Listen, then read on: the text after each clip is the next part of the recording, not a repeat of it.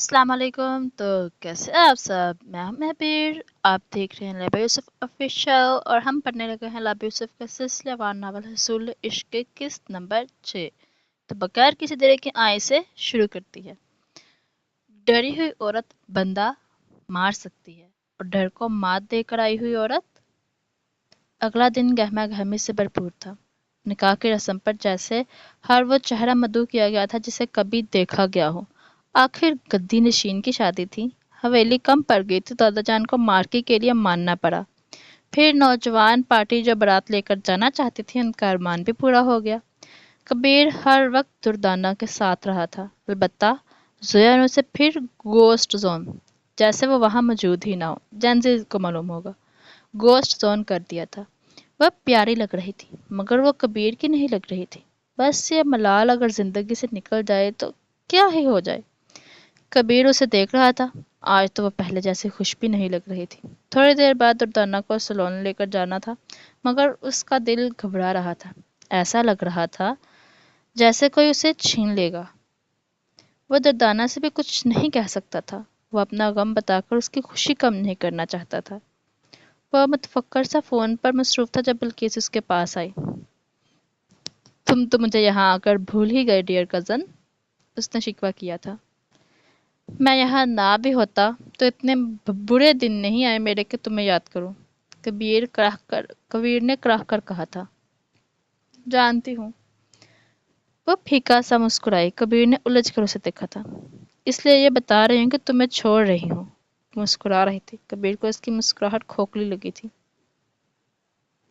मैं जोया नहीं बनना चाहती। तुम तो आगे भी मुझे याद नहीं रखोगे, जबकि यहाँ तुम्हें मुझे याद रखना चाहिए था। जो भी है, मेरी माँ ने तुम लोगों पर यकीन करके मुझे यहाँ भेजा था, मगर तुम लोगों ने मुझे कब्बार की तरह नज़रअंदाज किया है। मुझे यहाँ कुछ हो जाता, न तुम्हें खबर होनी थी ना ही मेहमानी को। वह बोल रही थी और मुस्कुरा रही थी। उसकी मुस्कुराहट में दर्द था। कबीर को अपनी गलती का एहसास हुआ था। सच में वो भूल गया था। मर्दों से भरे इस घर में वह लड़की उसकी जिम्मेदारी पर यहाँ थी। जबरदस्ती मुसल्लत सही, मगर जिम्मेदारी थी। कल को अगर मेरी कहीं और शादी हो जाए तो मैं क्या अपनी जिंदगी का खूबसूरत दौर तुम्हारी याद में ज़ाया कर दूं? नहीं, तुम मेरे लिए मुझसे अहम नहीं हो सकते कबीर। इसलिए जब मुझे मालूम है कि हमारा कल साथ नहीं होगा तो मुझे तुम्हें खुद से दूर कर लेना चाहिए, ताकि कल को किसी के खालिस जज्बों के आगे मैं मुजरिम ना ठहराए जाऊं। वो मुस्कुरा रही थी। कबीर भी मुस्कुरा दिया। तुम इतनी ज़हीन कब से हो गई बेबो? कबीर मुस्कुरा दिया था। जब से तुम इतने बेवकूफ़ हो गए हो। कबीर ने उलझ कर उसे देखा था। क्या मतलब? सुबह से तुमने एक दफ़ा जोया को नहीं पुकारा। सब मान चुके हैं कि जोया तुम्हें छोड़ देगी। अगर ऐसा हुआ ना तो याद रखना मैं तुम्हारा कत्ल कर दूंगी। मैं अपने दिल को समझा रही हूँ ताकि तुम्हारा दिल खुश रहे। रोक लगाकर वापस मत आना। वह फिर चली गई। उसने यहाँ भी दोस्ती बना ली थी। मोहब्बत ना सही, गाँव की शादी तो एंजॉय कर सकती थी। इतना तो खुद को बिल्किस ने हक दिया था।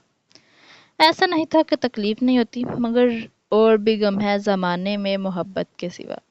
कबीर जब हमदानी साहब के कमरे में दाखिल हुआ तो वो उससे पुरसोच लगे थे, मगर शान और रौब ऐसा था कि उनके कुछ ना कहने के बावजूद कबीर चंद लम्हों को हिचकिचा सा गया था। उनके इशारा करने पर वो उनके सामने सोफे पर बैठ गया। हमदानी साहब सोफे पर सर गिराए बैठे थे, सफ़ेद शलवार कमीज में जिस पर ढूंढने से भी सिलवट नहीं मिलती थी, चेहरे पर संजीदगी और पुख्तगी। जोया ने तमाम नकूश उनसे लिए थे, मगर वही नकूश जो जोया को मासूम जाहिर करते थे हमदानी साहब को करख्त जाहिर करते थे। आपने बुलाया था? कबीर ने ही बात का आगाज किया। वो जैसे होश में आए थे। जिया के लिए सुल्तान का रिश्ता आया है, तुम्हारी इस बारे में क्या राय है? और यहाँ कबीर हैरान रह गया था। उसे चंद लम्हे लगे थे इस बात पर यकीन करने में उन्होंने सच में उसे इस काबिल समझा था। तुम मेरे दामाद हो कबीर। आज नहीं तो कल मेरा जो कुछ है वो तुम दोनों ने मिलकर संभालना है। तुम बताओ कि सुल्तान इस काबिल लगा तुम्हें कि तुम्हारे साथ मिलकर सब संभाल सके? कबीर ने लंबी सांस ली थी। पहली बात खा लूँ, अल्लाह आपको का साया हम पर सलामत रखे। उनके लब मुस्कुराहट में डले थे। मेरे पास अल्लाह का दिया बहुत कुछ है। मुझे आपकी सिर्फ जोया चाहिए थे, वो आज नहीं तो कल मिल जाएगी। मुझे मेरी मोहब्बत पर यकीन है। आप अपना सब कुछ किसे देते हैं इससे मुझे फ़र्क नहीं पड़ता। हाँ, दुरानी साहब होते तो उसे अच्छे से बताते कि फ़र्क नहीं पड़ता किसे। شادی اگر آپ اس لیے کرنے کا سوچ رہے ہیں کہ سلطان آپ کا کاروبار سنبھال سکے تو میری رائے ابھی درست نہیں ہوگی۔ میں نے اسے معاملات حل کرتے نہیں دیکھا ہے، لیکن اگر آپ جیا کے لیے ایک ہمسفر کا سوچ رہے ہیں تو سلطان اچھا انسان ہے۔ میں نے اتنے دنوں میں اس میں کوئی ایسا عیب نہیں پایا کہ آپ اسے ریجیکٹ کر سکے، مگر یہ میری زندگی نہیں۔ اگر آپ میرے بجائے جیا کو یہاں بٹھا کر بات کرتے تو زیادہ مناسب تھا۔ وہ ٹھہرے لہجے میں بول رہا تھا، ان کے چہرے پر سے سختی جاتی رہی تھی اور مسکراہٹ آنے لگی تھی۔ اگر میں تمہاری جگہ یہاں زویا کو بٹھاؤں اور اس سے پوچھوں کہ زویا تمہاری کبیر کے بارے میں کیا رائے ہے، تو اس کا جواب کیا ہوگا؟ کبیر کے حلق میں گلٹی ابھر کر معدوم ہوئی تھی۔ وہ مجھ سے نفرت کرتی ہے انکل۔ میں نے جذبات میں آ کر یہ شدید قدم اٹھاتے ہوئے صرف اپنے بارے میں سوچا تھا۔ میں نے سوچا تھا کہ ایک دفعہ شادی ہو جائے گی تو اس سے بھی مجھ سے محبت ہو جائے گی۔ کبیر کی بات پر ہمدانی صاحب کے چہرے پر کچھ آیا تھا، مگر کبیر دیکھ نہیں رہا تھا۔ وہ مسلسل کارپیٹ پر بنی آ رہی ترچھی لکیروں کو دیکھ رہا تھا۔ ان سے نظر ملانے کی ہمت نہ تھی، مگر میں نے سمیر، اس کے گھر والوں اور آپ سب کے جذبات کے بارے میں نہیں سوچا تھا۔ مجھے سوچنا چاہیے تھا کہ زویا کے لیے سب کتنا مشکل ہو گیا ہے۔ اسے لگا تھا اب ہمدانی صاحب اسے ملامت کریں گے یا کچھ برا بھلا کہیں۔ مگر ان کی بات پر کبیر نے جھٹکے سے گردن اٹھائی تھی، ایسے کہ اس کے چٹکنے کی ہلکی سی آواز برآمد ہوئی تھی۔ عورت جو دکھاتی ہے ضروری نہیں ہر دفعہ وہ سچ ہو۔ تمہیں چاہیے کہ تم محتاط رہو۔ انہوں نے اٹھ کر اس کے کندھے پر تھپکی دی اور کمرے سے چلے گئے، جبکہ وہ وہیں بیٹھا رہ گیا تھا۔ کیا کوئی گنجائش تھی؟ ان ہر طرف نظر آتے کالے بادلوں میں کہیں کوئی روشنی چھپی تھی یا سیاہی ہر سو چھا چکی تھی؟ کبیر ہر اس جگہ رہا تھا جہاں دردانہ کو ایک بھائی کی ضرورت محسوس ہوتی۔ اسے سیلون چھوڑنے کے بعد کبیر وینیو چلا گیا۔ وہاں انتظامات دیکھنے کے بعد جب وہ گھر آیا تو اسے زویا کہیں نظر نہیں آئی تھی۔ اسے اپنے کپڑے پکڑے اور تیار ہونے لگا۔ کاش وہ اس کے پاس ہوتی۔ کبیر کو گھبراہٹ ہو رہی تھی۔ مبشر اور اس کا رویہ اور اس کا یہ روایات میں جکڑا خاندان دونوں ہی اسے اچھی وائب نہیں دے رہے تھے، مگر وہ دردانہ کو اکیلا نہیں کرنا چاہتا تھا۔ دردانہ کے ماں باپ سے بات کرنے کی کوشش کی تھی اس نے، مگر وہ تو اس وقت انتہا کے خوش تھے کہ اب دردانہ کو حصہ دینا نہیں پڑے گا۔ پر کبیر ہنس دیا تھا، حصہ تو وہ ان کے حلق سے بھی نکال لے گی۔ وہ جانتا تھا۔ حیرت بس دردانہ کے باپ پر ہوئی تھی۔ اس نے دورانی صاحب کو بھی ان کے پاس بھیجا تھا، مگر وہ دردانہ کو بس برا بھلا ہی کہہ رہے تھے، جس پر دونوں دوستوں میں جھگڑا ہو گیا تھا، جو کہ ہوتا رہتا تھا، اسے پرواہ نہیں تھی۔ تیار ہو کر اس نے ایک دفعہ پھر زویا کو تلاش کرنا چاہا تھا، مگر وہ نہیں دیکھی تو کبیر دردانہ کو لینے چلا گیا۔ یہاں سب تیار تھے۔ کبیر کو حیرت ہوئی، اس کی رف ٹف سے دردانہ ملک گھبرا رہی تھی۔ کبیر نے اس کے سر پر ہاتھ رکھتے اسے تسلی دی تھی۔ بلقیس کو دردانہ کے پاس چھوڑ وہ دونوں ماں بیٹا باراتیوں کا استقبال کرنے لگے۔ بہت ہی دھوم دھام سے بارات لائے تھے جانشین صاحب، گھوڑی اور بگھی پر۔ سفید شیروانی پر گولڈن گلہ سجایا ہوا۔ جب بگھی پر آیا تو کبیر کا دل کیا زور سے ہنسے، مگر ضبط کر گیا، آخر لڑکی والا تھا۔ پھر 1 گھنٹے تک بگھی پر سوار سلطان فرقار اور اس کے دوسرے بھائی نے جب نوٹ وار کر پھینکے اور پھر نہ جانے کہاں سے لڑکیوں نے پکڑنے آگے، ڈھول کی تھاپ اور اس پر پتہ نہیں کون سے ڈانس کرتے مبشر کے کزن۔ کبیر نے مرد حضرات کو اندر بٹھایا اور دوسری طرف جہاں خواتین کا الگ سے انتظام تھا، اس کی والدہ ان کا استقبال کرنے کو کھڑی تھی، مگر بارات کم ضلع کا استقبال کرتے ان کی کمر اکڑ گئی تھی، تو انہوں نے سٹول منگوا لیا، جس پر عورتوں نے منہ بنائے، مگر ان کی طرف سے باہر میں جائے، وہ تو بس کبیر کی وجہ سے کھڑی تھی۔ باہر لڑکے کی لڈھی ڈال رہے تھے۔ ہمدانی صاحب اس کے پاس آ کر کھڑے ہو گئے اور اس کے کندھے پر تھپکی دی۔ میں یہ آپ کو خوش کرنے کے لیے نہیں کر رہا، وہ میری بہن ہے۔ وہ مسکرا دیے۔ میں اس لیے ہی خوش ہوں کہ تم مجھے خوش کرنے کے لیے نہیں کر رہے۔ ان کے جواب پر مسکرا دیا۔ پھر لڈی کا ٹولہ تھک گیا تو سلطان اور فرقان نے کیکلی شروع کر دی، جس پر سلطان کا کلہ گم ہوا اور اسے معلوم بھی نہ ہو سکا۔ آپ کو نہیں لگتا کہ دونوں کی ذہنی حالت بچوں جیسی ہے؟ کبیر نے سلطان کو دیکھتے ہنستے ہوئے کہا تھا۔ سمجھدار بچہ ہے۔ میں نے جیا سے بات کرنے کے بعد بابا کو مثبت جواب دینے کا سوچ رہا ہوں۔ انہوں نے اسے آگاہ کیا تھا، جس پر کبیر نے کندھے جھکا دیے۔ پھر مبشر کا استقبال کر کے اسے بٹھایا گیا۔ نکاح کی رسم ادا کی گئی تو دردانہ کانپنے لگی تھی۔ دستخط کرنے کے بعد وہ ایسے رونے لگی کہ ناز ہمدانی نے اسے خود میں بھینچ لیا۔ ابو کے لیے آج بھی میری کوئی اہمیت نہیں ہے، وہ آج بھی نہیں آئے۔ کبیر بس خاموش ہو گیا۔ وہ اسے اپنی کوشش بتا کر مزید دکھی نہیں کر سکتا تھا۔ جب دردانہ کو اسٹیج پر لایا گیا تو کبیر نے اس کا ہاتھ تھام رکھا تھا۔ کبیر کا بازو پکڑے اسٹیج کی طرف جاتی دردانہ کے چہرے پر غم کی کوئی جھلک نہیں تھی۔ عورتوں کو اپنے غم چھپانے آتے ہیں، اگر وہ تمہارے سامنے اپنے غم ظاہر کرنی ہے تو تم قیمتی ہو، کسی غیر پر اپنا غم تو کیا اپنی مسکان تک ظاہر نہ کرے۔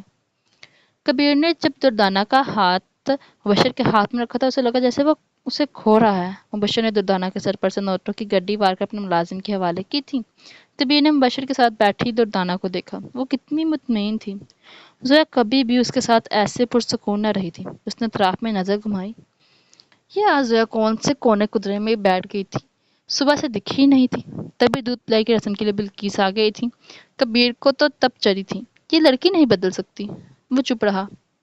کبیر زویا کہاں ہے، اسے بھی لے آؤ، اس نے بھی رسمیں کرنی ہے۔ دانے صاحب کے پوچھنے پر ان کی شکل دیکھ کر رہ گیا۔ وہ تو آپ کے ساتھ تھی۔ کبیر کے ایک جملے نے اس کے سر پر چھت گرائی تھی۔ کیا مطلب میرے ساتھ تھی؟ وہ صبح سے نہیں دکھی تو ہمیں لگا وہ دردانہ کے ساتھ سیلون میں ہوگی۔ یہاں اصل میں کبیر کے طوطے اڑ رہے تھے۔ نہیں، میں نے اسے رات سے نہیں دیکھا۔ وہ بات کرتے کرتے رکا تھا۔ سمیر کہاں ہے؟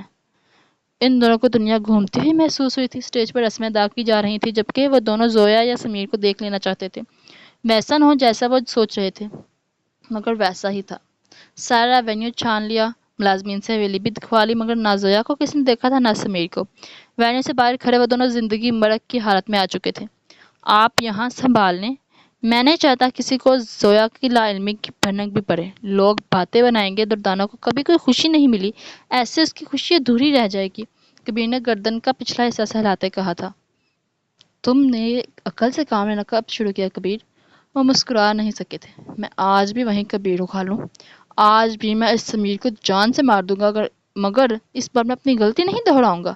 اس بار میں لوگوں کو مزے دینے کے لیے اپنی ذات کا تماشا نہیں بناؤں گا۔ انہوں نے اس کے کندھے پر ہاتھ رکھتے جیسے اسے حوصلہ دیا تھا۔ محتاط رہنا کبیر، انہوں نے نصیحت کی تھی۔ دوسری دفعہ وہی نصیحت، کیا تھا جو وہ جانتے تھے مگر کبیر نہیں جانتا تھا؟ دردانہ کو بتا دیا گیا کہ کبیر زویا کو راضی کرنے گیا ہے۔ وہ مطمئن نہیں ہوئی تھی، مگر وہ دلہن تھی، کیا کرتی؟ خاندان والوں نے اسے دل سے قبول نہیں کیا تھا، نہ کبھی کریں گے، مگر دادا جان نے کر لیا تھا۔ بشر کو باقی کسی سے سروکار نہیں تھا۔ اس کی تمام رسمیں بڑی شان سے ہوئی تھیں۔ حویلی میں لاتے ہی دادا جان نے اسے اپنی کرسی پر بٹھایا تھا۔ ہمدانی صاحب کو غشی کا دورہ پڑنے والا تھا۔ اتنی میٹھی چھری تو ان کی دفعہ بھی نہیں بنے تھے۔ اللہ بچائے مبشر کو۔ شیشہ دکھائی کی رسم کے لیے جب انہیں بٹھایا گیا تو دردانہ نے الجھن سے سب کو دیکھا تھا۔ ہم نے تو ایک دوسرے کو دیکھا ہوا ہے، اس نے کہا تو سب ہنس دیے۔ ہم بھی کوئی پتھر کے دور میں نہیں رہتے بابی جان، پر رسم تو کرنی ہے نا، فرقان نے ہنستے ہوئے کہا تھا۔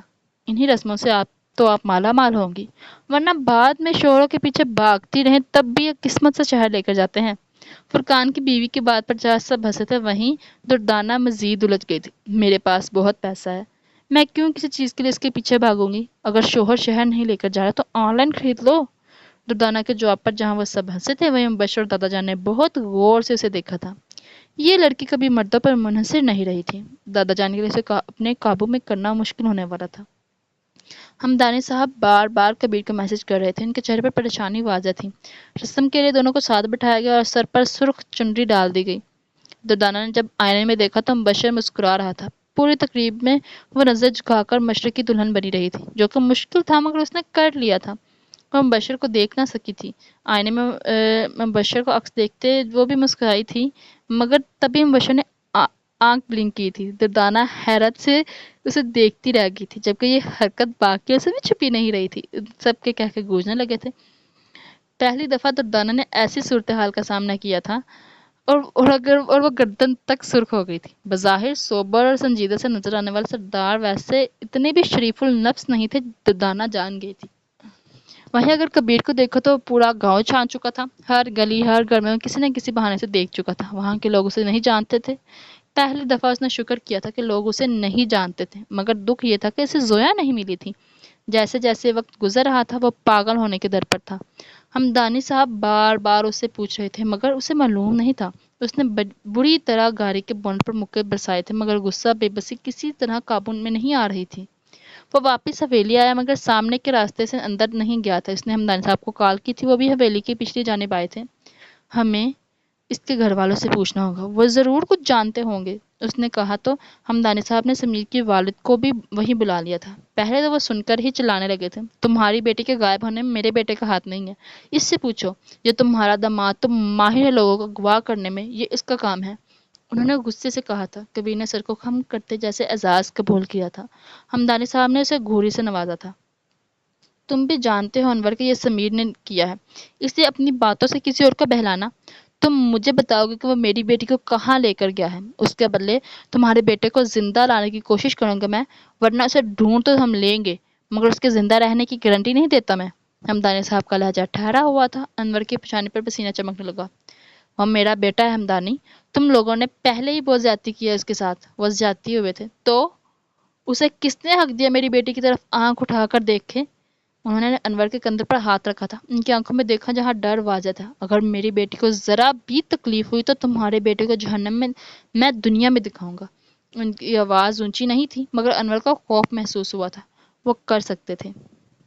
انہوں نے کبیر کو چلنے کا اشارہ کیا تھا۔ وہ دونوں ابھی 2 قدم ہی چلے تھے جب انور کی آواز پر انہیں رکنا پڑا۔ وہ ندی کنارے والا فارم ہاؤس، وہ اس کے دوست کا ہے۔ شادی سے پہلے وہ اسے تیار کروا رہا تھا۔ ان کی بات پر وہ پلٹے تھے۔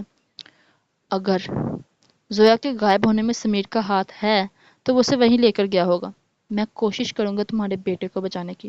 ہمدانی صاحب کے الفاظ پر کبیر نے حیرت سے انہیں دیکھا تھا۔ وہ ان کے لفظوں کا مطلب نہیں سمجھ پایا تھا۔ گاڑی چلاتے ہوئے کبیر نے انہیں دیکھا۔ ان کے چہرے پر وہ پریشانی نظر نہیں آ رہی تھی جو متوقع تھی۔ وہ مطمئن نہیں تھے، مگر وہ اتنے پریشان بھی نہیں تھے۔ خالو، آپ نے مجھے کیوں کچھ نہیں کہا؟ اس کی وجہ تو میں ہی ہوں، کیونکہ میں زویا نہیں ہوں کبیر۔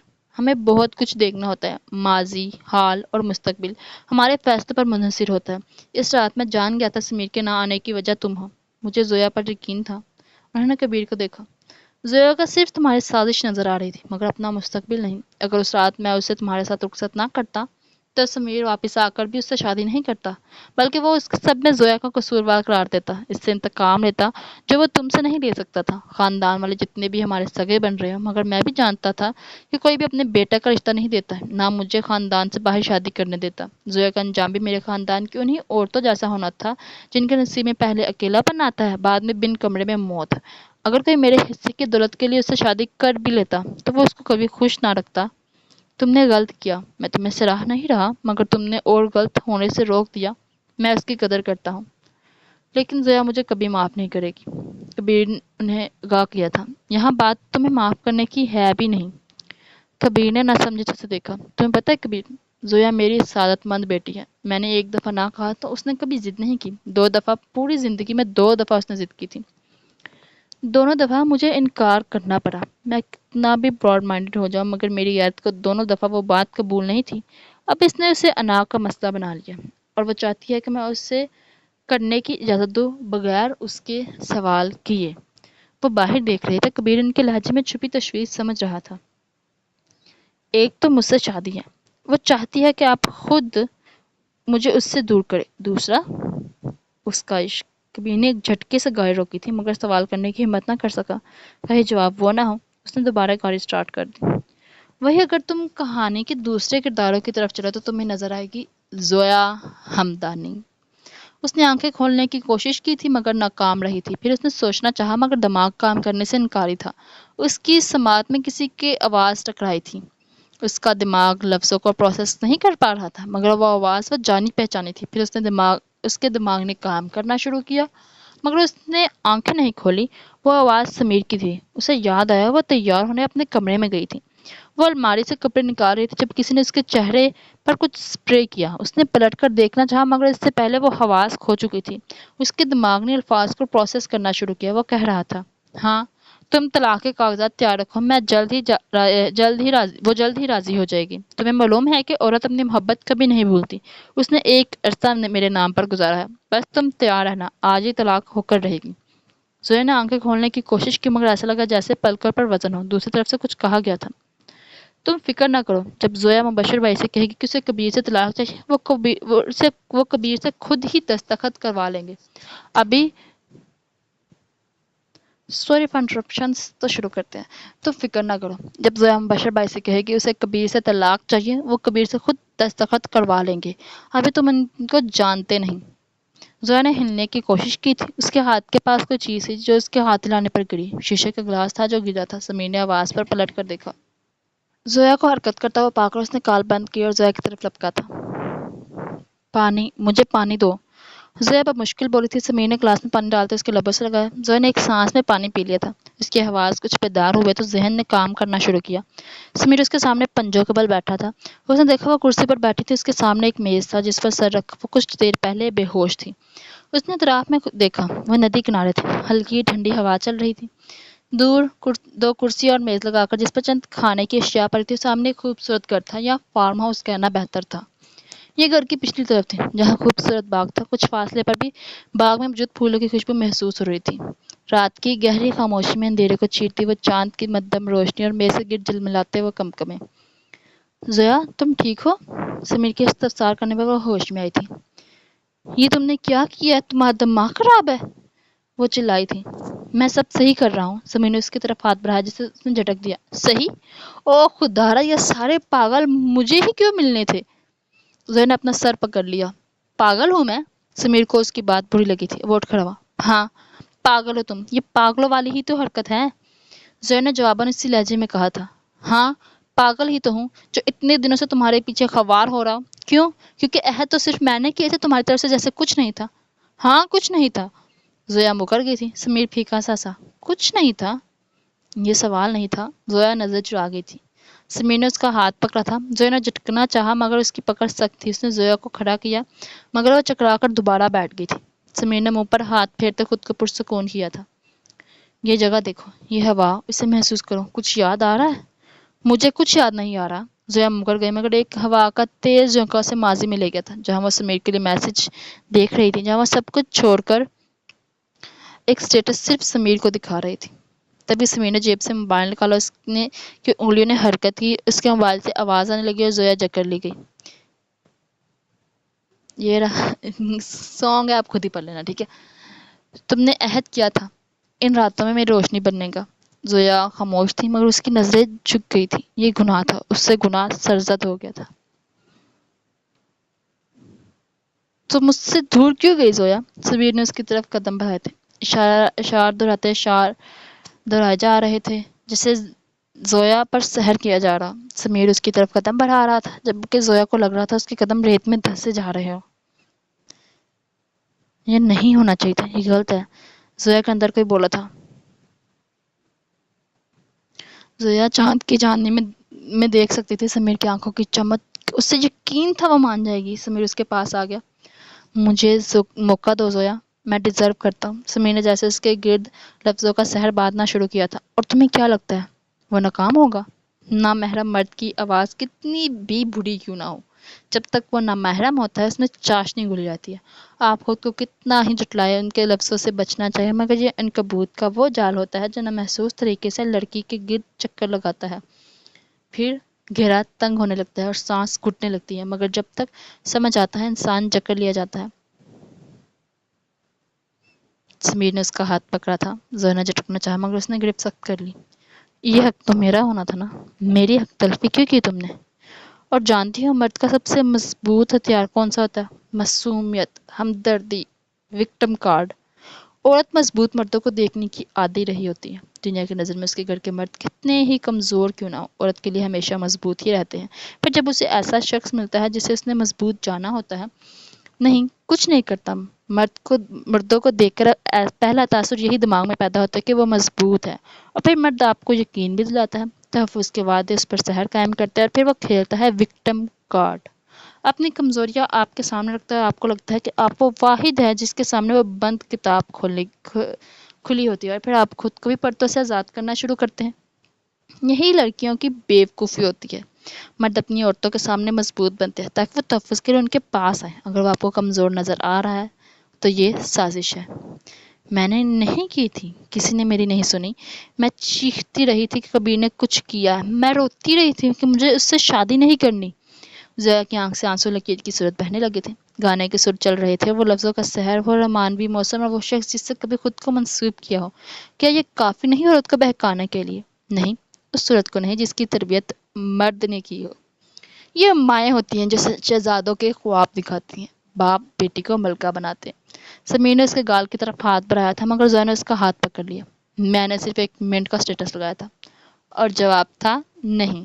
فسو ٹوٹ چکا تھا، سحر ناکام ہوا تھا۔ سمیر نے ناسمجھی سے اسے دیکھا۔ زویا نے اس کا ہاتھ جھٹکا، قدم اس میز کی طرف بڑھائے جہاں وہ موبائل پڑا تھا، گانا بند کیا۔ سمیر ناسمجھی سے یہ سب دیکھ رہا تھا مگر وہ پرسکون رہا، اسے یقین تھا وہ کامیاب رہا تھا۔ میں نا گانے بہت سنتی ہوں، زویا نے کہنا شروع کیا تھا، مجھ پر اثر بھی کرتے ہیں، میں جانتی ہوں کہ گناہ ہے، سب جانتے ہوتے ہیں مگر ہماری عادت ہوتی ہے۔ ایسا نہیں ہے کہ ہم اس عادت کو چھوڑنا نہیں چاہتے پر چھوڑ نہیں سکتے، کیونکہ دوسرے نشے کی طرح سے کوئی نشہ مانتا ہی نہیں ہے، نہ اس کے لیے کوئی ریہیب سینٹر ہوتا ہے، ہوتا بھی تو کون شرم سے قبول کرے کہ وہ گھنٹوں گانے سننے میں گزار دیتا ہے۔ سمیر نہ سمجھی سے اسے سن رہا تھا۔ پر ایسا نہیں ہوتا کہ ہر کوئی ان لفظوں میں کسی کو سوچ رہا ہو۔ میں سنتی ہوں گانے مگر جہاں گانا ختم وہاں اصل زندگی شروع ہوتی ہے۔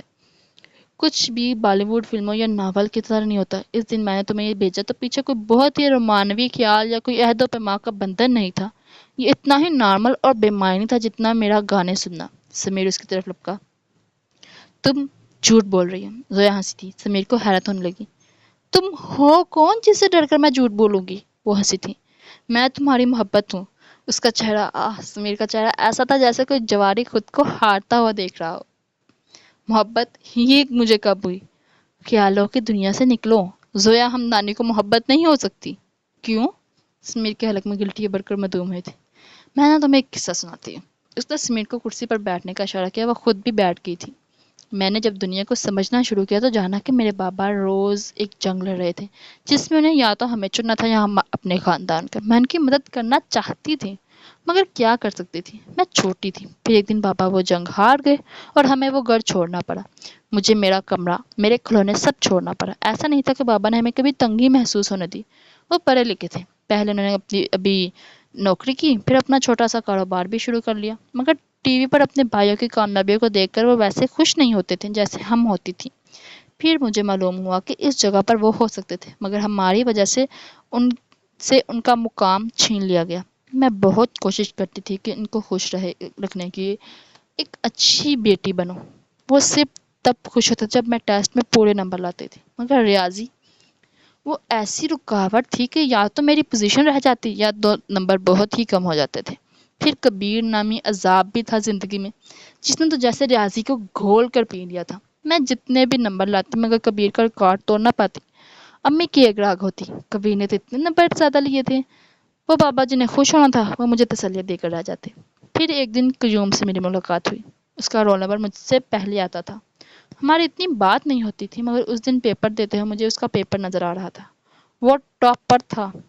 کون ایسا موقع ہاتھ سے جانے دیتا ہے؟ میں نے اس کا سارا ریاضی کا پیپر کاپی پیسٹ کر لیا، پھر وہی ہوا، میرے ریاضی میں پورے نمبر آ گئے۔ ایسا نہیں تھا میں فرسٹ آ گئی تھی مگر میرے نمبر کبیر سے زیادہ تھے۔ ہاں بابا بہت خوش تھے، میں کبیر کو بڑکاتی رہتی تھی مگر نہیں، ان کتابی کیڑوں کو سکون کہا۔ اس نے ٹیچرز کی منت سماجت کر کے پیپر ری چیک کروائے، وہ سچا تھا، میں نے کی تھی چیٹنگ مگر اسے کیا ضرورت تھی ڈنڈورا پیٹنے کی؟ اب ٹیچرز کچھ نہیں کر سکتے تھے کیونکہ وہی ٹیچر اس دن نگران تھی۔ اگر بات کرتی تو پھنسنا انہوں نے بھی تھا مگر قیوم میرے پیچھے پڑ گیا تھا۔ اب بابا کو پتہ چلتا تو وہ تو مجھے اتنے دنوں سے خوش تھے اداس ہو جاتے نا۔ پھر میں نے اپنی سب سے بڑی مصیبت کا ہتھیار بنا لیا۔ وہ قیوم بچا تو اس دن میری منتیں کر رہا تھا کہ میں کلاس میں سب کو بتا دوں کہ میں نے نقل کی ہے تو اس کا عکس قائم رہے گا، مگر میں نے شور مچا دیا۔ پھر وہ جھونک جو میرے سر پر مسلط تھی اس نے وہی چوراہے پر قیوم کو اتنا پیٹا کہ وہ 2 سال تک ہسپتال میں رہا۔ جب قیوم نہیں تھا تو میرے لیے رکاوٹ کوئی نہیں تھی۔ کبیر کو میں نے بول بول کر اتنا گلٹی کر دیا کہ وہ ملک چھوڑنے پر بھی راضی ہو گیا تھا اور اسے اب تک لگتا ہے کہ باہر پڑھنے جانا اس کی منشا تھی۔ نہیں، وہ میں تھی جس نے خالو کے ذہن میں اس کے ذہن میں یہ بات ڈالی تھی کہ مگر تب میں اتنی اچھی تدبیریں نہیں کر پاتی تھی۔ 12ویں کے بعد ابو نے لوگوں کی باتوں سے تنگ آ کر کہہ دیا کہ میں آگے نہیں پڑھ سکتی۔ میں کیسے انہوں نے انکار کرتی؟ تو ٹھیک ہے نا، ہم مل کر تمہاری جان اس کبیر سے چھڑواتے ہیں۔ سبیر نے اس کا ہاتھ پکڑنا چاہا مگر زویا نے ہاتھ کھینچ لیا۔ زویا نے گردن نفی میں ہلائی تھی۔ نہیں، تم سمجھے نہیں ہو، میں تمہیں بتا رہی ہوں کہ لوگوں کو استعمال کرنا کبھی میرے لیے مشکل نہیں رہا مگر مجھے میرے بابا کو خوش کرنا ہے، انہیں بتانا ہے کہ ان کی بیٹی لوگوں کے بیٹوں سے بہتر ہے۔ لیکن تم کیا کر رہے ہو؟ تم مجھے بڑے گھر سے یہاں لے آئے ہو، لوگ باتیں بنائیں گے۔ زویا نے اسے سمجھانا چاہا تھا لوگوں کا کام ہے باتیں بنانا۔ سمیر ضدی ہوا تھا۔ یہ باتیں میرے باپ کو تکلیف دیتی ہے، تمہیں سمجھ کیوں نہیں آ رہا؟ وہ غصے سے کھڑی ہو گئی تھی۔ اور جو مجھے تکلیف ہوتی ہے وہ تمہیں سمجھ نہیں آتی؟ سمیر بھی کھڑا ہوا تھا۔ باہر میں گئی تمہاری تکلیف، میں آخری دفعہ تمہیں وارن کر رہی ہوں، جان چھوڑ دو میری، زویا غصے سے کہا اور جانے لگی۔ سمیر اس کے پیچھے لپ کر اس کا بازو سختی سے پکڑا تھا۔ میرا بازو چھوڑو سمیر، زویا چلائی تھی۔ تم کہیں نہیں جا رہی، میں اب تمہیں خود سے دور جانے نہیں دوں گا۔ وہ زیادتی ہوا تھا اور زویا کو دونوں کندھوں سے پکڑا تھا۔ میں تمہارے لیے واپسی کا کوئی راستہ چھوڑوں گا نہیں۔ یہاں زویا کو ہر طرف خطرے کی گھنٹیاں بجتی سنائی دی تھی۔ کیا مطلب؟ زویا کے پیشانے پر بل پڑے تھے۔ میں تم پر اپنی مہر لگا دوں گا، تب وہ کبیر تمہاری طرف دیکھے گا بھی نہیں۔ اس کی آنکھوں میں شیطان ناچنے لگا تھا۔ زویا نے اسے دھکا دیا تھا۔ سمیر نے اس کا دوپٹہ پکڑا تھا۔ زویا کے قدم وہی منجمد ہو گئے تھے۔ اس کا چہرہ سیاہ ہوا تھا۔ وہ تم تھے؟ رات سے میں سوچ سوچ کر پاگل ہو رہی تھی اور وہ تم تھے؟ اس آواز میں بے یقینی تھی۔ تم فکر مت کرو، اس کے بعد میں اپناؤں گا تمہیں۔ اس نے زویا کے قریب ہونا چاہا تو زویا نے اسے تھپڑ جڑ دیا۔ وہ تم تھے گھٹیا انسان، تم میری بہن کو ہراس کر رہے تھے۔ زویا چلائی تھی۔ سمیر کو صحیح معنی میں دنیا گھومتی نظر آئی تھی۔ پھر وہ اس کی طرف لپکا تھا۔ وہ اسے گالیاں دینے لگا تھا مگر زویا گھر کی طرف بھاگی تھی۔ زویا کا دوپٹہ سمیر کے ہاتھ میں رہ گیا تھا جسے اس نے وہی زمین پر پھینکا تھا۔ زویا گھر میں داخل ہوئی اور دروازہ بند کرنا چاہا مگر سمیر نے اپنا پاؤں رکھ دیا تھا۔ وہ اسے گالیاں بک رہا تھا، ایسی گالیاں جو زندگی میں اس نے کبھی نہیں سنی تھی۔ زویا نے پوری کوشش کی مگر وہ دھکا دیتے اندر داخل ہوا تھا۔ زویا جب اپنا سارا وزن دروازے پر ڈالے ہوئے تھی، کمر کے بل پیچھے گری تھی۔ سمیر نے خباثت سے مسکراتے ہوئے اسے دیکھا تھا۔ تم رک جاؤ سمیر، بابا آتے ہوں گے، وہ تمہاری ہڈیاں توڑ دیں گے، تمہاری لاش کتوں کو بھی نہیں ملے گی۔ وہ چلائی تھی۔ میری لاش؟ وہ ہنسا تھا۔ تمہیں جس حالت میں حویلی پھینکوں گا، اس حالت کو دیکھ رہا وہ بڈھا باپ ویسے ہی مر جائے گا۔ زویا کھڑی ہوئی تھی اور اطراف میں دیکھا۔ سمیر اس تک پہنچتا اس سے پہلے وہ سامنے والے کمرے کی طرف بھاگ گئی تھی مگر وہاں جا کر اس کے قدم رک گئے تھے۔ وہاں میں سحری سجی تھی، یا قبر، پھولوں کی پتیاں سوکھ کر گر چکی تھی، بیڈ کے گرد سفید دھاگے اور پھولوں کی ڈوریاں لٹکی تھی، ہر طرف دھول تھی۔ سفید چادر پر جو دل بنا تھا اس پر بڑے حروف میں زویا لکھا تھا مگر وہ سنبھلتی کہ اس کے پیچھے سمیر اس کے پیچھے کھڑا تھا۔ یہ میرے ارمانوں کی قبر ہے، یہی دفن کروں گا سب کو، وہ اس کے کان کے قریب پھنکارا تھا۔ وہ جب اس جگہ پہنچے تو سناٹا تھا۔ ان دونوں نے ایک دوسرے کو دیکھا تو نظریں چڑھا گئے۔ دونوں کے خوف یکجا تھے۔ وہ ٹھیک ہوگی، کبیر نے دل پر ہاتھ رکھتے خود کو تسلی دی۔ وہ ٹھیک ہوگی، ہمدانی صاحب نے مسکرا کر کہا۔ کبیر حیرت سے انہیں دیکھ رہا تھا۔ وہ مسکرا کیسے رہے تھے؟ پچھلی طرف جاتے ہیں پچھلی طرف سے جاتے ہیں، ایسے اسے شک ہو جائے گا کہیں وہ زویا کو نقصان نہ پہنچا دے۔ کبیر نے اندیشہ ظاہر کیا اور پچھلی طرف چل دیا۔ ہمدانی صاحب بھی اس کے ساتھ تھے۔ وہ جب وہاں پہنچے تو میز اور کرسی دیکھ کبیر نے اپنی مٹھیاں کسی تھی، آنکھوں میں انگارے پھوٹنے لگے تھے۔ پھر کچھ فاصلے پر دوپٹہ دیکھ جسے کبیر کے جسم سے جان نکلی تھی، وہ آ کر اس دوپٹے تک لپکا جیسے وہ زویا ہو۔ یہ زویا کا نہیں ہے، اس نے ہمدانی صاحب سے کہا تو انہیں اس پر ترس آیا تھا۔ وہ خود سے جھوٹ بول رہا تھا۔ سمیر دوپٹہ لے گا، انہوں نے اسے بابر کروایا۔ پھر کبیر اندر کی طرف بھاگا تھا۔ وہاں موجود چاروں کمروں میں وہ پاگلوں کی طرح اسے دیکھ رہا تھا۔ وہ اس کا نام پکار رہا تھا، وہ رو رہا تھا اور پاگل ہونے کی در پر تھا۔ جب چوتھا کمرہ کھولا تو اس کی نظر زویا پر پڑی تھی۔ کبیر کو لگا جیسے کسی نے پہاڑ اس پر رکھ کر اسے دفن کر دیا تھا۔ وہ فرش پر بے سود ہو کر بیٹھی تھی، اس کی گردن پر خون تھا، بال بکھرے ہوئے اور کرتا کندھوں سے پھٹا ہوا۔ کبیر کے جسم میں سے جان نکل گئی، وہ وہی جامد ہو کر رہ گیا تھا۔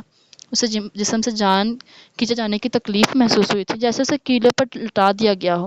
اس کی زویا اس حال میں، وہ مر کیوں نہیں گیا؟ تبھی ہمدانی صاحب وہاں آئے تھے۔ ان کے قدموں کی آواز پر زویا نے سر اٹھا کر انہیں دیکھا تھا۔ وہ ان کی طرف لپکے اور اپنی شال اس کے گرد لپیٹتی تھی۔ انہیں پا کر وہ ان سے لپٹ کر رونے لگی تھی۔ ہمدانی صاحب نے اسے خود میں بھیج لیا تھا۔ میں نے جان بوجھ کر نہیں کیا، آنسوں کے درمیان سے سکتے ہوئے بولی تھی۔ میں جانتا ہوں، انہوں نے اس کے سر پر تھپکی دی تھی۔ وہ مجھے گواہ کر کے لایا تھا، وہ روتے ہوئے بول رہی تھی۔ جب ہمدانی صاحب نے اس کا چہرہ ہاتھوں میں لیا، اس کے پیشانے پر بوسہ دیا۔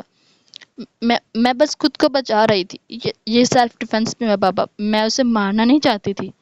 ان دونوں کے سر پر پورے فارم ہاؤس کی چھت گری تھی۔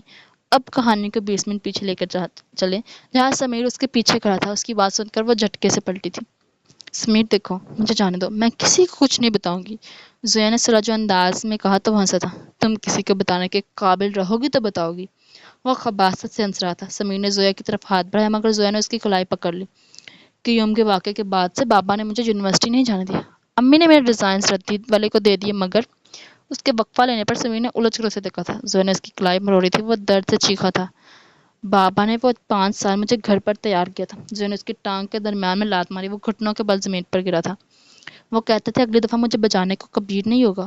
مجھے خود اپنی طرف آتے ہاتھ روکنے پڑیں گے. سبیر نے اپنا سر پیچھے کو مارا تھا جو زویا کی ناک پر لگا خون رسنے لگا. یہ بالی ووڈ مووی نہیں تھی جو ایک لڑکی 10 لڑکوں کو پچھاڑ سکتی. زویا پیچھے کو گری تو سمیر نے پلٹ کر اس کے بالوں سے پکڑا تھا. زویا چینکی تھی. صحیح کہتا تھا بڈھا کبیر نہیں آئے گا. پر اب دیکھ تیرا حال میں کیا کرتا ہوں. اس نے زویا کو گالی بکتے اس کے منہ پر پے در پے 5 تھپڑ مارے تھے. زویا خود کو بچانے کے لیے زویا نے اس کے پیٹ پر لات ماری اور بھاگنا چاہا مگر اسے زویا کی کلاری پکڑ اسے پیچھے کو دھکا دیا تھا. وہ پھولوں والے بیڈ پر گری تھی. سمیر اس کی طرف لپکا تو زویا نے اپنا بچاؤ کرنے کی کوشش کی تھی. سمیر نے اس کے کرتے کے دونوں کندھے چاک کیے تھے. تجھے تو میں بتاتا ہوں گالی شادی تو دور تیرے طرف تو کوئی تھوکے گا بھی نہیں. زویا نے خود کو بچانے کو ہاتھ مارے تھے تبھی اس کے ہاتھ میں سائڈ ٹیبل پڑا لیمپ آیا تھا. اس نے وہ سمیر کے سر پر دے مارا تھا. سمیر نے سر کے پیچھے ہاتھ جاتے آگے کیا تو وہ خون آلود تھا. اب یہ انڈین مووی یا ڈرامہ نہیں ہے جو ایک لیمپ میں بندہ خلاص. خود سوچے وہ زخمی ہو سکتا ہے. بس زخمی ہی ہو سکتا ہے. سمیر کا دباؤ اس پر سے کم ہوا تو زویا نے اس کو دھکا دیا. وہ بیڈ پر سر کے بل گرا تھا. زویا اٹھی. سمیر اسے دیکھ رہا تھا. تو میرے باپ کو زندہ لاش بنائے گا. وہ چلائی تھی اور لیمپ اس کے پیشانی پر دے مارا. 1 دفعہ 2 دفعہ 10 دفعہ. پھر وہ بغیر رکے مارتی رہی تھی. چلاتی رہی تھی. روتی رہی تھی. پھر جب اسے محسوس ہوا کہ اس کی حرکت رک گئی تھی تو جیسے وہ ہوش میں آئی. لیمپ زمین پر پھینکا اور بیڈ سے اترنے کو بھاگنے لگی مگر رک گئی. پلٹ کر اسے دیکھا جس کا چہرہ پہچان میں نہیں آ رہا تھا. میں نے قتل کر دیا. اسے ادراک ہوا تھا. قتل، جیل، بدنامی. اس کا دماغ اسے مستقبل کا نقشہ دکھانے لگا. وہ وہیں بیٹھتی چلی گئی تھی. اگر حال میں لوٹو تو وہ ان کو سب بتا چکی تھی. بابا میں نے جیل نہیں جانا. وہ روتے ہوئے بولی تھی. پہلی دفعہ کبیر نے زویا سے نظر ہٹا کر بیڈ پر پڑے سمیر کے وجود کو دیکھا. وہ جھرجھری لے کر رہ گیا تھا. پھر اس کی نظر زویا پر گئی. اسے خوف آیا تھا. وہ رو رہی تھی. وہ چلا رہی تھی. اس نے جان بوجھ کر نہیں کیا. اسے جیل نہیں جانا تھا. میں تمہیں مکمل تیار نہیں کر پایا. تم میری ہر بات یاد نہیں رکھتی. انہوں نے کہا تو زویا کے آنسو رک گئے. میں نے تم سے کہا تھا کچھ بھی ہو جائے خود کو بچانا. قتل بھی ہو جائے تب بھی تم خود کو بچانا. باقی تمہارا باپ دیکھ لے گا. زویا کے آنسو رک گئے تھے. پھر جب باپ بیٹیوں کی پرورش کرتے ہیں تو یا پھر وہ بچ کر آتی ہیں یا مار کر. اگر ان کے ساتھ کوئی انہونی ہو جائے تو وہ خودکشی نہیں کرتی. انہوں نے زویا کو اٹھایا تھا. تم اسے گھر لے کر جاؤ. باقی میں دیکھتا ہوں. انہوں نے کبیر کی طرف دیکھتے کہا. نہیں گھر نہیں. حویلی میں بہت لوگ ہیں. جتنے گواہ اتنا خطرہ. آپ زویا کو دوسرے کمرے میں لے کر جائیں. اس کو نارمل کرے. تب تک میں یہ سب صاف کرتا ہوں. وہ سنجیدہ تھا. زویا نے اس کا چہرہ دیکھا. نہ وہاں ڈر تھا نہ حقارت نہ کوئی سوال. وہاں بس فکر تھی. لاش کا کیا کرو گے؟ ہمدانی صاحب نے پوچھا تھا. یہاں دفن تو نہیں کر سکتے. سمیر کے والد کا معلوم ہے ہم یہاں آئے ہیں. سب سے پہلے یہی تلاشی لی جائے گی. یہاں سے 200 کلومیٹر دور ایک کنسٹرکشن سائٹ ہے. میرے جاننے والے ہیں. وہاں دفن کر دیتے ہیں. پوری زندگی کسی کو خبر نہیں ہوگی یہ گیا کہاں. پھر انہوں نے وہی کیا. زویا بتاتی کہ جب وہ کمرے میں آئی تو کون سی چیز کہاں تھی. کبیر ویسے رکھتا گیا. باہر کا سیٹ اپ چلا کر ندی میں بہا دیا گیا. لیمپ کی جگہ دوسرے کمرے سے ویسا ہی لیمپ لا کر رکھ دیا گیا. سمیر کی لاش کو دفنا دیا گیا بغیر جنازے کے. میں نے کہا تھا تمہاری لاش کتوں کو بھی نہیں ملے گی. زویا نے اس کی قبر کو دیکھا جس کا کوئی نشان نہیں تھا. ان تینوں کے چہرے سنجیدہ تھے. برف جیسے سرد. سمیر نے ہمدانی صاحب کو واپس حویلی بھیجا تھا. آپ نے سمیر کے والد سے کہنا ہے اس نے زویا کو آپ کے حوالے کیا. وہ سب سے ناراض ہے کہ کوئی اس کا ساتھ نہیں دے رہا. سب کو یہی لگے گا وہ ناراض ہو کر گیا. جب تک اس کو اندازہ ہوگا وہ غائب ہے تب تک زویا نارمل ہو جائے گی. حویلی میں وہ سب کو وہی کہیں گے جو ہم نے کہا تھا. زویا میرے ساتھ ہے. میں اسے منانے کی کوشش کر رہا ہوں. اس نے جلے پیر کی بلی کی طرح چکر کاٹتے بولا تھا. وہ گاڑی جس میں سمیر مجھے اغوا کر کے لایا تھا اور اس کا وہ دوست جو ہمارے طلاق کے کاغذات بنا رہا تھا. زویا جو اب قدرے سنبھل چکی تھی بولی. سمیر اور ہمدانی صاحب نے شاکی نظروں سے ایک دوسرے کو دیکھا. نہیں ہم کوئی لوپ نہیں چھوڑ سکتے. ایسے تو پولیس کو چند دن نہیں لگیں گے ہم تک پہنچنے میں. کبیر نے اپنے بال نوچے تھے. پھر سمیر کا فون جیب سے نکالا. تم نے یہ جلایا نہیں ہے؟ ہمدانی صاحب نے پوچھا تھا. اس کی مدد سے ہمیں وقت ملے گا. میں وقتاً فوقتاً سمیر کی بہنوں کو خیریت کے میسج بھیجتا رہوں گا یہاں تاکہ اس کا خاندان خاموش رہے. اس نے اسکرول کرتے کہا تھا مگر نمبر دیکھتے اس کے پیروں تلے سے زمین نکلی تھی. امن ملک. یہ نام بہت دقت سے اس کے لبوں سے نظر آیا تھا. کون ہے یہ امن ملک؟ زویا نے حیرت سے پوچھا. کرمنل لائر ہے لاہور ہائی کورٹ میں. اسے 2 منٹ نہیں لگیں گے سارا سچ جاننے میں. تو پھر تم کیا کرو گے؟ مجھے جیل نہیں جانا کبیر. وہ رونے لگی تھی. نہیں جاؤ گی تم جیل. وہ چلایا تھا. ہمدانی صاحب نے زویا کو خود سے لگا لیا. آپ حویلی جائیں. دن نکلنے والا ہے. تو تم کیا سوچ رہے ہو؟ ہمدانی صاحب نے پوچھا تھا. امن ملک کو صرف ایک زبان چپ کروا سکتی ہے. سچ کی زبان. ویسے بھی وہ آؤٹ آف کورٹ سیٹلمنٹ کرنے کے لیے مشہور ہے. تم گواہ بناؤ گے اسے. جرم تب تک جرم رہتا ہے جب تک گواہ نہ ہو. تم اسے گواہ بنا کر مجھے مجرم بناؤ گے.